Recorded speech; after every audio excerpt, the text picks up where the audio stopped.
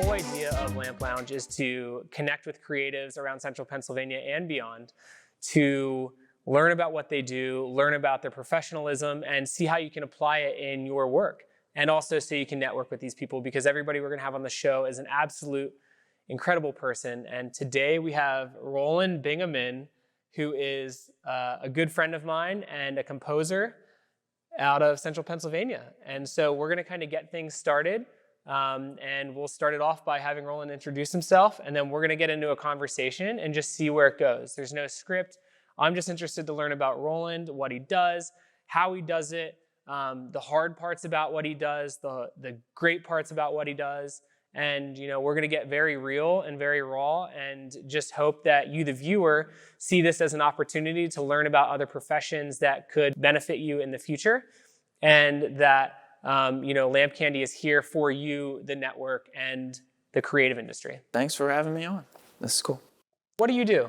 Yeah, I'm a composer and singer and songwriter, and so I compose music and I write songs. How did you get started? We first met online when a certain camera came out. It was the Sony FS700, and now you're a composer. So. Yeah. Why did you want to get an FS700? And we met in a Facebook group, and you won a contest.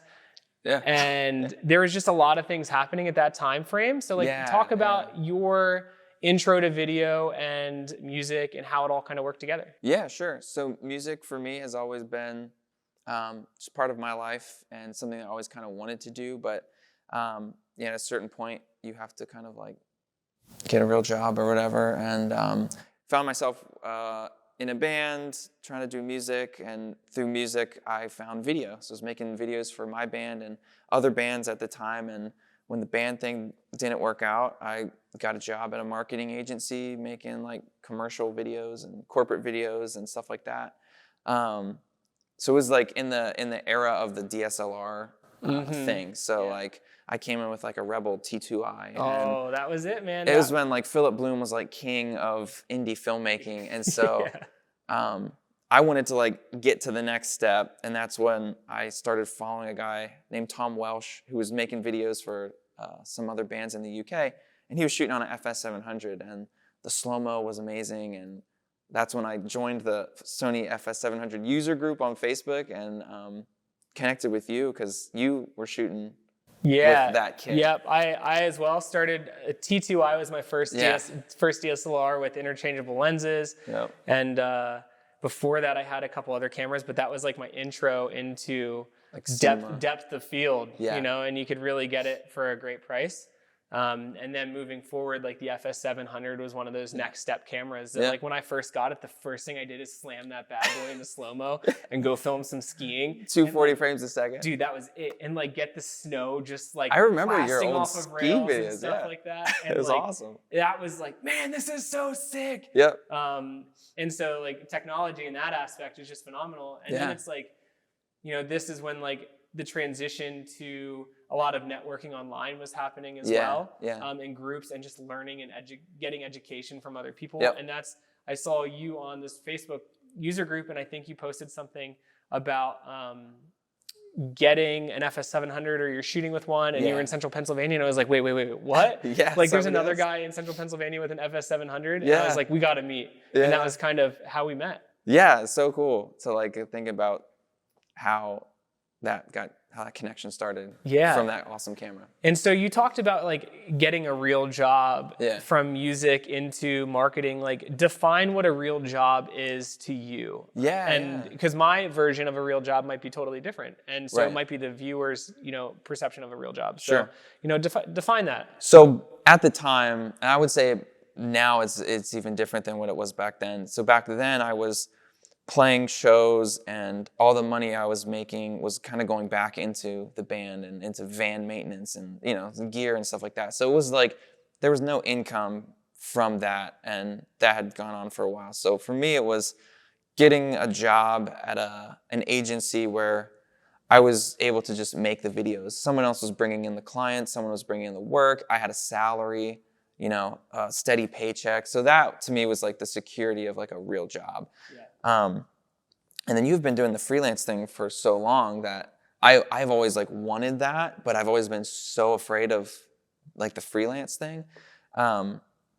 It's interesting because like when I graduated college, you used music as like your outlet to like create things. Yeah. And when I was in college, I always filmed skiing and skateboarding. And Cool. when I went for marketing, I was like, I'm going to do video projects for all my Yeah. papers and stuff. So I tried to push that, and it was awesome. And when I graduated, I applied for 2 jobs right out of college, and one was with a bank and one was with like a web design company for marketing, and I didn't get either of them. I remember I was on vacation. I did both interviews. I went to the Outer Banks with a bunch of friends. Yeah. And I was like, I'm going to get one of these jobs. It's going to be great. And I didn't. I got both calls in the same day that I didn't get either job. My gosh. Which was kind of like a real big bummer. But like for me, that was a turning point. It was 2010. The economy wasn't super ideal. And for me, that was a turning point that I was like, I'm just going to do video full time. Like it's what I love to do. Yeah. And then I started filming weddings full time as my source of income. Yeah. And so I got super deep into that and I loved it, but I don't know anything else other than freelance. It's what I've been doing. And so like you deemed it as like a little scary and like you wanted that security. Whereas like on my end, it's like the freelance side of things was that's what I know. And that's how I started. And now it's led me to like being able to connect with so many different people in the area. And like, I wouldn't change it for anything. Exactly. No, that's awesome because I feel like that's a lot of people's experience. You either just jump in head first and just like really hustle and make it work. And then it took me years to finally get to a point where I was like ready to make the jump into music again full time. And so that was, I was doing video for maybe 8 years, 9 years at different companies. I remember seeing online there was a Philip Bloom contest, and that I forget what it was called. You would probably know. It was my road reel contest, and maybe that is like also how we connected a little bit. Is that you won it? Which was a pretty big contest when it was still going on, and maybe it's still going on. I don't know. I haven't looked at it recently, but like that's awesome. So like kind of talk about your experience of winning a contest and like what did that do for you personally in terms of like, can I do this on my own? Is this something I can move forward with? We created this and we won this contest, and you probably worked with some other people on that. But just kind of go through that process a little bit of how the idea came to be, why you entered, and what was the benefit of it. So it was the My Road Reel competition, and they are still doing it, and the prizes get crazier and crazier every year, like tons of money.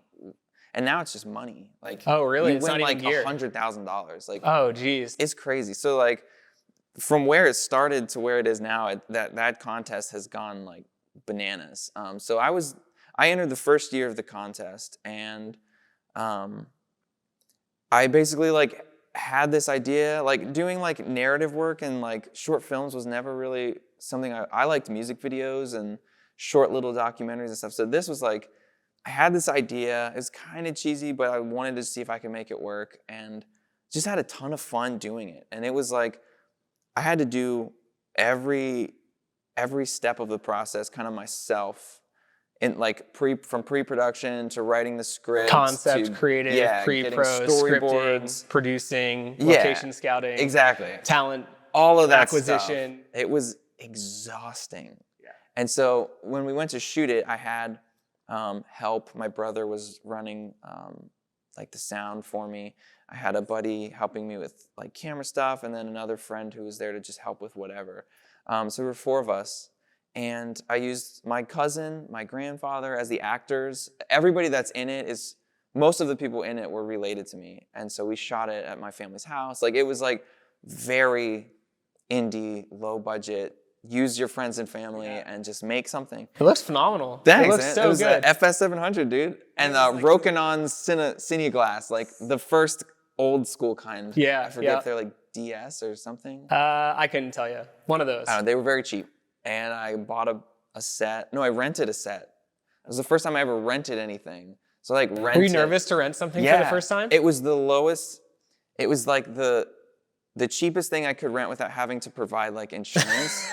And I didn't have that. And I was like, I didn't even know what that was. And so it was like I guess if these are the only lenses I can rent, I will rent these. Yeah. And so I got well, it's not a them. bad option. Yeah, they They're looked great. cool. They looked great, and it also has the nice focus throw and the basics of a cinema lens that you need. Yeah, so it was cool to get like the experience of that. But I think for me, what was the most interesting thing from that was the first time I composed music to picture. Oh, it was pretty formidable for me to like. So you composed it as well. Yeah. And edited it. Yeah. Man. So I did like all the steps. So it was like, that's why it was so exhausting, because I was wearing so many different hats. And then, but yeah, writing the music for it was like really like. See, I didn't know you did the music for that. Yeah. That's sick. Yeah, it was the first time I ever I bought some like orchestral samples. It was the first time I ever did anything like that. Okay. And scored the whole thing, and I was like, man, this was the most fun part for me, was writing the music to the picture. Like, making it was fun because you're hanging out, you're doing something creative, but it was like exhausting. Yeah. And editing it too was exhausting. But then like when I got to the music part, I found myself like, I fell in love with that. And so it was like music came back in a big way for me from that. And then it ended up winning, like the judge's pick or whatever. There's a bunch of different categories, but like the main thing was like this judge's pick, and that's incredible. It won that. I couldn't even believe it. Like I like wept at my computer. Like it's like, this is amazing. I won a bunch of like gear and a bunch of Rode mics that I still have at my house. So it was a really cool experience. Man, that's awesome. And it was Ryan Connolly was one of the judges, and Philip Bloom was a judge, and they both made comments when they announced the winners about the music. And so that was to me like, man, that's perfect. Really that's cool. So and awesome. That was super encouraging to get that kind of feedback specifically about like that element that just it meant a lot, and so it was encouraging. So that was your first experience composing something for video, essentially. Yep. So you hit the ground running in a sense of like, you felt what it's like to have positive feedback on something you've creatively composed for a film that you shot. Was that like the start of like, oh, hey, I could potentially do this as a career and make a living out of that? It was more of like the start of a dream of that. I didn't think that would ever be possible, to be honest, for the longest time. And that's something I always wanted, but just never thought that it would be possible. And so after that, I wrote the music for a buddy of mine, Zach Dalton. I scored his film that he entered into a bunch of contests, and it won Best Score in one of the film festivals. That's so, like, awesome. Again, it was like, man, this is so fun, and I love doing this, but like, how do I monetize this? How do I make this like an income? Yeah. And it just didn't, it's still like for years it did not seem possible, but I just kept doing it on the side and just getting more practice and man, I just got the chills when you were talking about that, because you're like, you had a really good thing that you asked yourself is like, man, I love doing this. Yeah. How do I make an income? Right. You know, and I think like as a lot of like freelance creatives and other creatives in the creative world and industry that we're in, we all ask ourselves that. Yeah. It's like, man, I love making videos, or I love taking photos.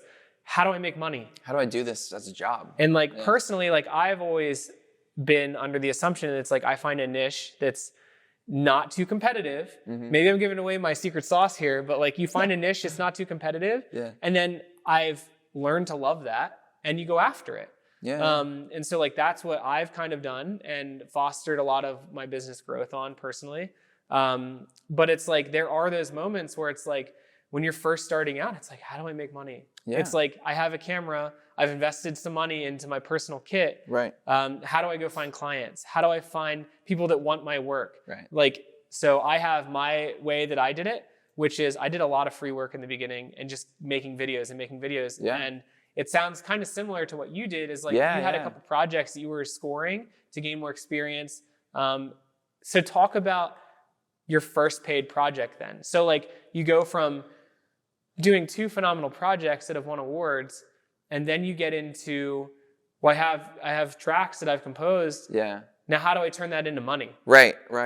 And even that was like almost more of like a recent discovery. Like it took so long for me to get to a point where it was like actual money was coming in. So I did a couple free projects for my friend Zach Dalton, who's a really good director out of Ohio. And he got a project that had a budget, and he was just able to pay me something. And it was incredible.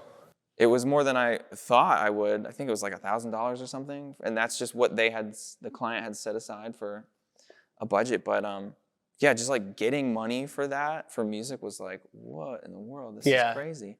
And then exploring different avenues like micro licensing, like Artlist. Okay. My brother and I have a pop band, and we had an album that was just kind of out, and Artlist was like a new thing. And so I sent the album to them, and they liked it and put it on their site. And then they do payouts every year. So at the end of the year, we ended up making like a couple $1,000s from that. And we were like, that's great. Oh my gosh. Here you are sitting with this album, and like you find an outlet that you can utilize it, and you make money on it. We've made more money with micro syncs from that website than I ever did like touring in a band. Like, it's crazy. And you can do it from your home. And you can do it we don't have to do anything. That album is like from 2014, and it's still making us money on Artlist. And so like that was when I didn't know anything about music licensing. I didn't know anything about sync on TV.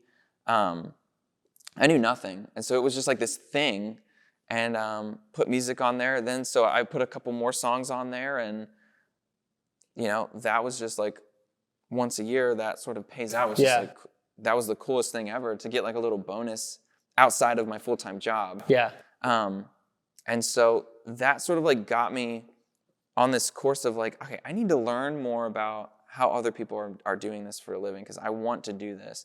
And so I would say for 2 years, I just tried to learn and watched videos and watched interviews with other composers and networked with other composers. Yeah, so it was a long networking process for me. Yeah.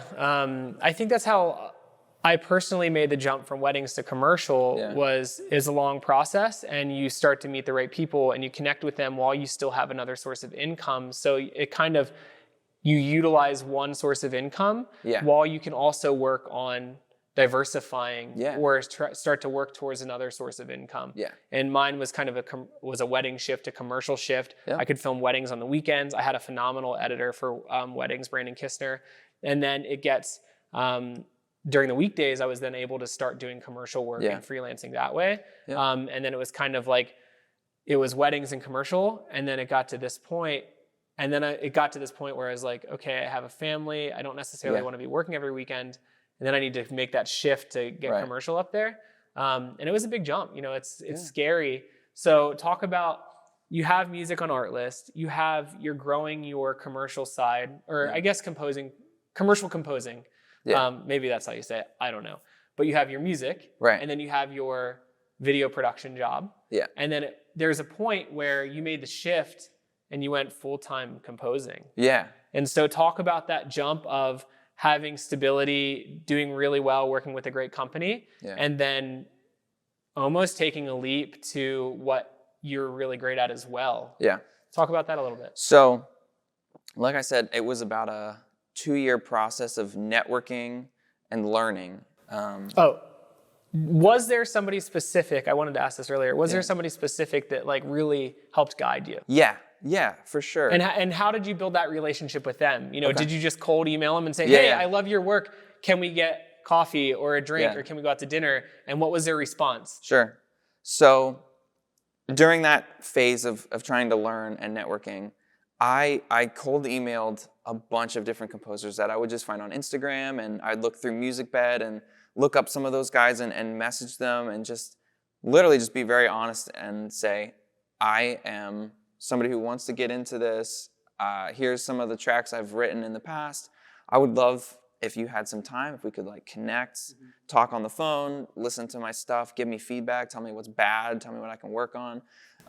Were you rejected at all in any of those? 99% of the time. Yeah. So how did you personally take that? If you're like these people that I deem successful in this industry and that are successful in this industry, they don't have the time, or they're not able to help.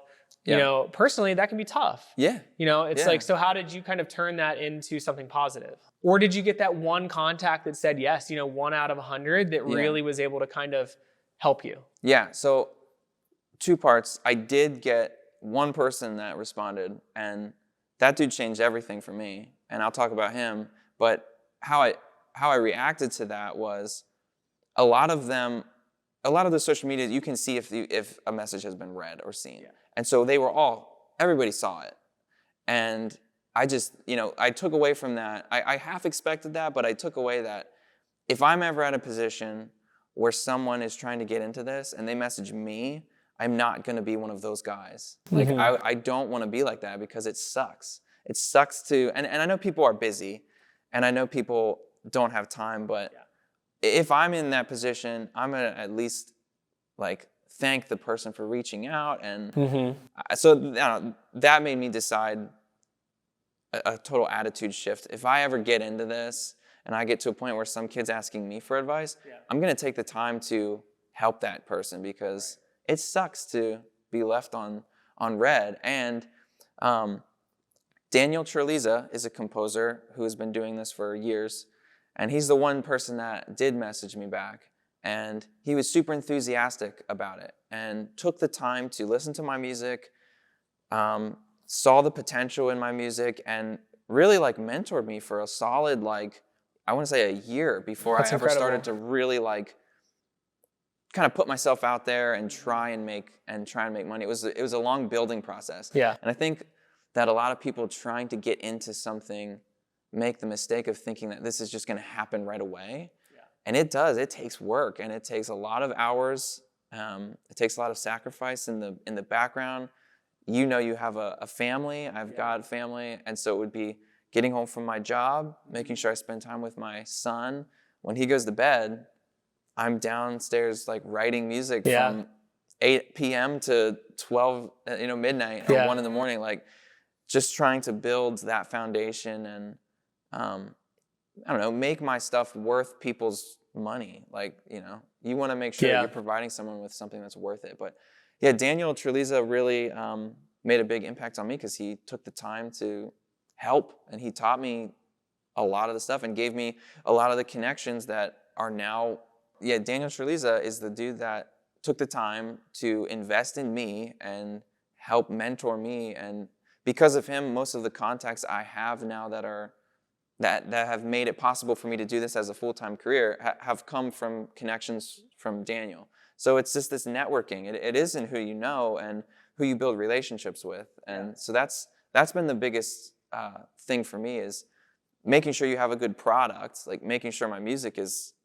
good enough to be used in things, but also just try not to be a crappy person and like making friends with people that you work with. All the publishers and people that I write with and write for, I would consider friends, not like business associates. You know, like we can talk about whatever, and it's all very low key, and we're just all trying to we all have the same objective, and that's to make a living with music. And you know? No, that's incredible stuff, man. So you've worked with Daniel, you've grown your network, and you're getting to a point now where you're making these contacts and these connections. Do you still do video work? Were you doing video work? Was music kind of taking over a little bit more? Yeah. So the process was, I kind of had like a 2 to 3 year goal of getting enough in my music catalog to be able to leave my full-time job to do music. That was cut short by COVID because the company I was working at had to lay everybody off. And that for me was like, you know what? This is it. I have to make this work now. So we're talking like a year and a half ago, 2 years ago. Yeah. I guess it's a year and a half now at this point. Yeah. So that was that really put my kind of 2 to 3 year plan on fast forward, and I had to jump in really quickly, and I was writing more music than I ever had because I didn't have to go to a job every day. So it was like I really busted it and hustled hard during the last year and a half. And so you were forced into a position where you had to make that leap. You're like, this is what I'm going to do. Yeah. Yep. And for a while in between, I was shooting freelance just every now and then. Yeah. I didn't end up going back to my full-time job, and I said, I would be willing to run camera for you guys freelance, and my rates are nothing fancy, so it was like doable, and it was fine to do a day here and there. And then like slowly but surely, like the music thing really started to take up more of my time, to where I was saying, I'm not available for that shoot. I can't. That's incredible. I can't do anything. And then that led to a pretty big documentary. Was that so? Was the documentary like your first real hit the ground running paycheck job, or did you have one previous to that? Yeah, so I had a couple before the documentary. So what I was doing was writing custom music for ads, like big ad campaigns, like TV national ads, AT&T, Nike, Taco Bell. So I was writing in for these ads, and how it works with composing for TV commercials is you get a brief. And who finds you for the brief, I guess? Or like, so I understand it from a video side. Okay. I don't understand it from a composing side. Yeah. So kind of talk about how composing fits into concepts and creative and pitches and stuff like that. So there's like, music is so massive that it's easier to break it up into like categories. So there's like movie trailers. There are composers who are only writing movie trailer scores. Then there are composers who are writing mainly TV advertisement scores. And then there are like 2 picture composers who are doing like narrative work, documentary work, kind of more long form stuff. So because of like just having to like get into this, I was doing like full capacity of all of these things. Yeah. So I'm like, one day I'm writing a trailer, a custom brief for a trailer. The next day I'm doing like commercials, and the next day I'm like pitching for like a narrative thing. So it's like very like full on overload to the max, writing every single piece of music I can. And when you do that, are there jobs that you pitch for and spend time on that you don't get? Yes. And what happens to that music? Totally. So right now I write with a couple different publishers, and the publisher is the company that's kind of the middleman between creative agencies and composers. And they're the ones that set up contracts. They're the ones that set up deadlines. They're the ones that are making sure that they kind of act as our agents. Got right? it. So they're the ones making sure that we're being taken care of, and that they can streamline the communication between creative agencies and composers. They're also the ones that are doing all the sales work. And so the relationship with the publisher is important, because I don't live in LA. Most of the work I do comes from LA, but I don't know agencies out there. You're in central Pennsylvania. Yeah. I live in farms. Like, I live in farmland country. So these guys are out there doing the groundwork to get relationships with agencies, who will then send them a brief, and they'll say like, we need a 30-second track for an AT&T commercial. Mm-hmm. Here's the specifications of what we want. Here's the budget. It's due tomorrow. So then they send that out to the composers on their roster who would be more fitted for that job. So I'll get a brief, and I'll have a day to write something, to write as many things as I can, honestly. So like sometimes I'll try and crank out 2 tracks for a brief, and are you doing those tracks before even seeing any visuals or anything like that? Yeah. So it's split. Like half the time they will have like a rough cut that we can see and score to picture, and then the other time it's like, here's the idea. Yeah. Here's kind of the emotional schedule of the 30 seconds. Like we want it to rise here, drop off here. So yeah, you're just kind of like imagining the commercial, and that happens a lot. But a few lucky times we'll get an actual picture lock and get to compose directly to picture, which is always kind of a relief, because otherwise you're just guessing, especially with movie trailers. You never get a picture lock with movie trailers. So like you kind of know like, hey, we want a score for the new Indiana Jones movie that's coming out in like a year. So you just have to like imagine what audiences would want to see in an Indiana Jones trailer. Do you go back and watch old trailers of Indiana Jones constantly. And do some research and constantly, because trailers are its own kind of beast. Like it's its own separate thing, and it's a really, really tough market to break into because it's very competitive, and there are people that are doing very, very massive, good trailer work. So like that is a really hard area to kind of break into. But I've had a little bit of like success in some ways in the trailer world, so it's interesting. But yeah, for that you hardly get any kind of visual reference at all. It's all just like making it up and hoping that that's what the agency likes. And if that agency cuts a trailer, you know, like 3 other agencies have cut trailers, so then all these different trailers with all these different scores go to the movie studio, and then whichever one they like is the one they like. And then everything else is forgotten. Like so I guess that brings me to another question: is what happens to all these briefs that you pitch for? What happens to these tracks? Do they have like I don't know what it would be, like an NDA or non-compete? Like, is that track technically like can't be used for anything else, or can you pocket that and you're like, oh, here's this brief, this didn't get chosen? Right. It's different from publisher to publisher, but most of the time, if I write something that doesn't get used in a commercial, which happens a lot. Like I write a lot of music that does not get used. It's part of the game.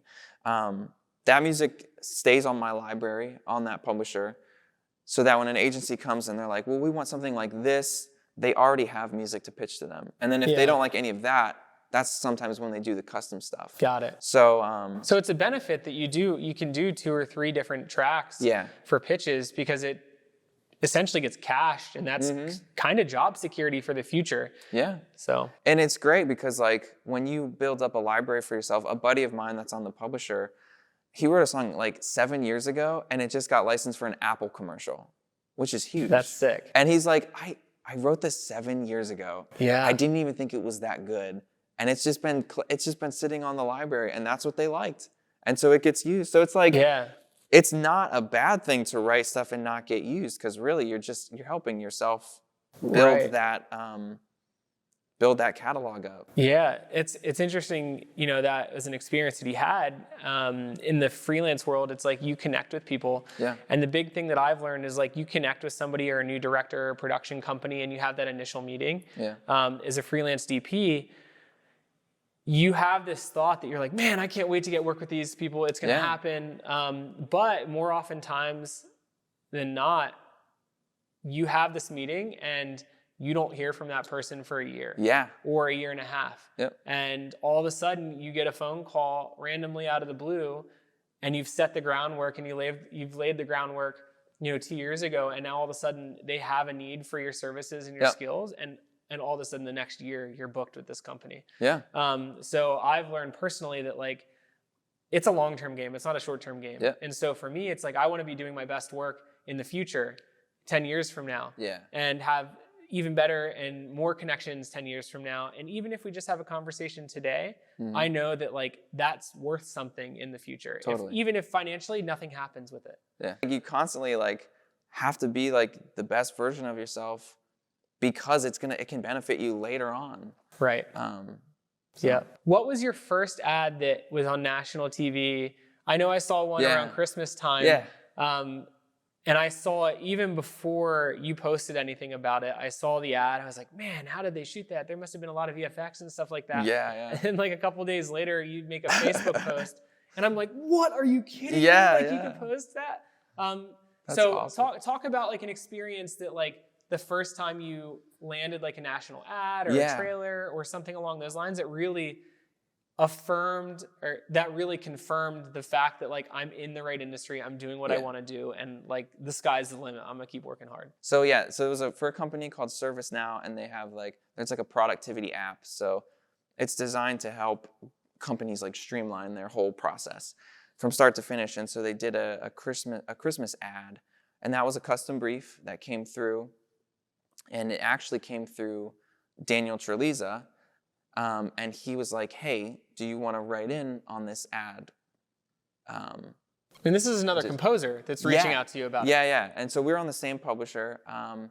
And, you know, it just so happened that he got the brief. I didn't get the brief, but he thought, you know what, Roland might do a good job on this. So he gave me the chance to write on the brief. And so I got the information sent in. It was supposed to be this like bouncy, like film scorey, like orchestral thing. I had never even done that style before. So it was like a total learning experience to just get like real bouncy orchestral stuff and real happy stuff. Because everybody like wants to do like the cinematic, cool stuff. And so this was super fun. And I actually found that I loved making that genre of music. And I felt really good about what I wrote. And I submitted it. And like a couple days later, found out the client wanted to go with my piece.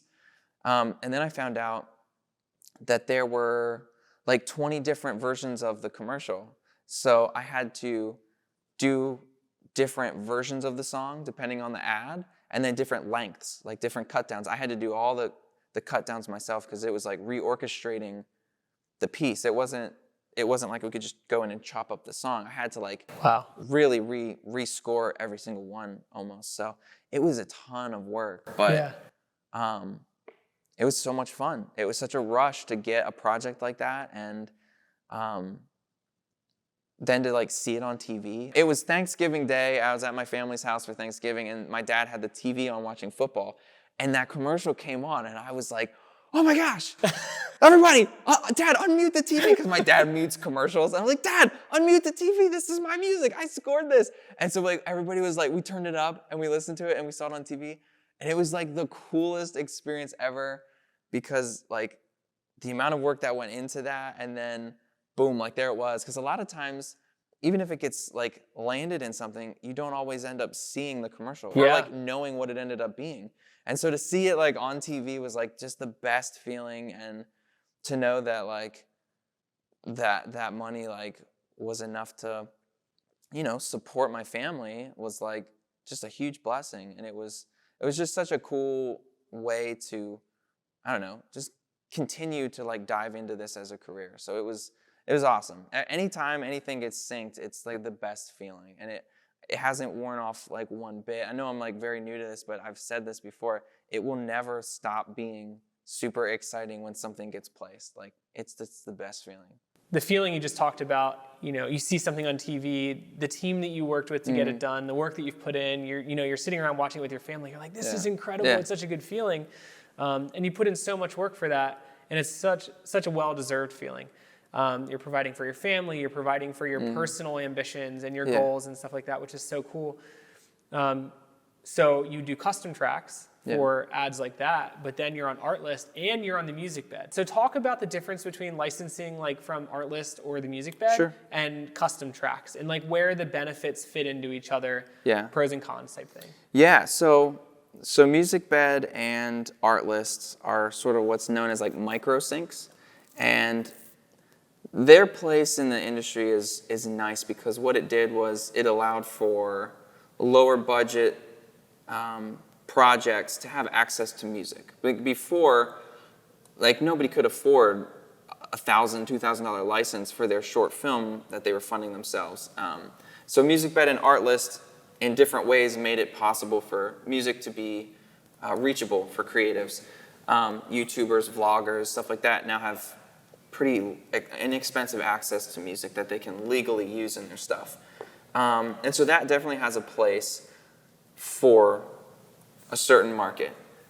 Where I think custom scored music comes into play is when you have a project that you definitely want original music for, you have a specific need for music to help tell the story, and if you just want something that other people don't have in their videos. Like everything on MusicBed and Artlist are going to pop up in other videos. Yeah, you're 100% right. There's been so many times where like I'll see a video online and I'm like, well, we used that track before. I heard that in this. So even from a creative standpoint, like I am starting to notice the difference between like I guess like a pre-written track and something that's custom. Yeah, and there's a lot of good music. Like MusicBed is full of very high quality real musicians. So it's not even like it's cliche music, but it's in other stuff.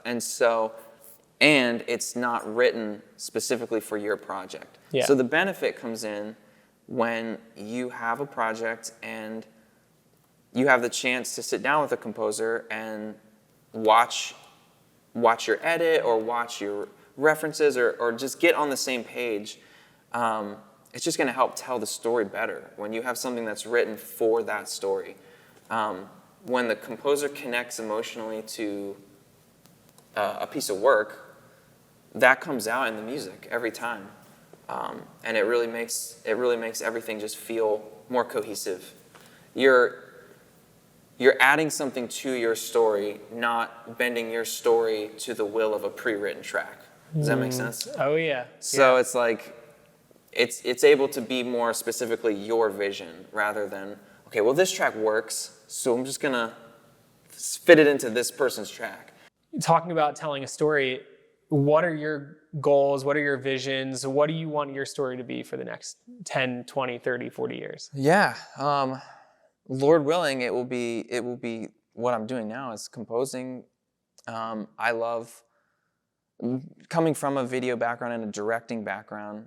I get directors, so whenever I go into a project with a director or a film agency, I'm always like coming at it from the mindset of, if I was directing this, how would I want to interact with a composer? So it's kind of nice to have that understanding of what it's like to be on their side.